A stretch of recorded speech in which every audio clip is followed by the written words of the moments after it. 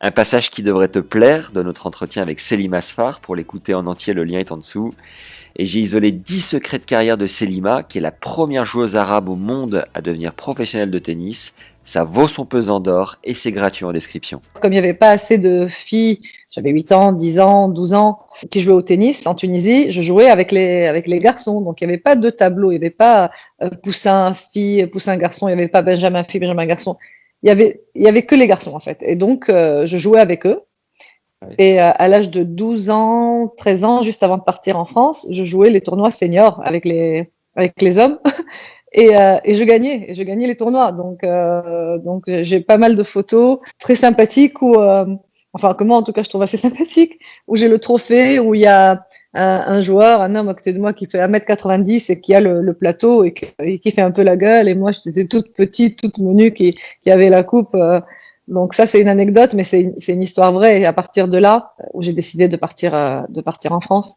Et donc, c'est grâce à ça que tu développes un jeu un peu en toucher, un jeu un peu différent Tout à fait. de la des femmes, quoi. Tout à fait. En fait, c'est ça. C'est que j'ai joué qu'avec des hommes, du début jusqu'à l'âge de 13 ans. Et c'est là où vraiment, c'est là où quand même on développe notre jeu et notre technique. Donc, c'était obligatoirement, j'avais pas ce schéma qu'on voit maintenant beaucoup chez les filles de l'Est et tout, beaucoup dans le tennis féminin où tout le monde joue un peu à plat, tout le monde joue avec les revers à deux mains, pas beaucoup de, pas beaucoup de toucher, beaucoup de montée au filet.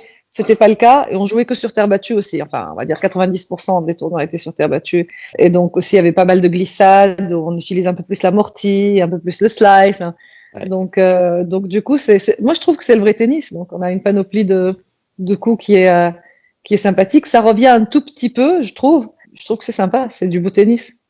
Mentalement, c'était pas trop dur de te dire que tu étais face à des hommes qui physiquement étaient peut-être un peu plus résistants. Comment tu vivais ces oppositions? Bah justement, moi je trouve que c'est très intéressant. Pourquoi? Parce que j'ai grandi avec on dit souvent que voilà, les femmes arabes, peut-être parfois il y a cette culture ou quelque part cette image où on nous dit voilà, il y a une différence avec les hommes. Et en fait, le fait que j'ai grandi en jouant avec des garçons, en jouant avec des hommes et en me disant dans la tête, à aucun moment je me suis dit ils vont être meilleurs que moi parce que j'arrivais quand même à bien jouer et à gagner. Donc j'ai grandi en me disant mais homme ou femme, le plus important c'est voilà, c'est de progresser, de bien jouer. Et tout est possible, donc on peut aussi être meilleur que les hommes quelque part. Donc jamais j'ai grandi jamais en me disant ah c'est ok si je perds contre lui parce que lui c'est un garçon.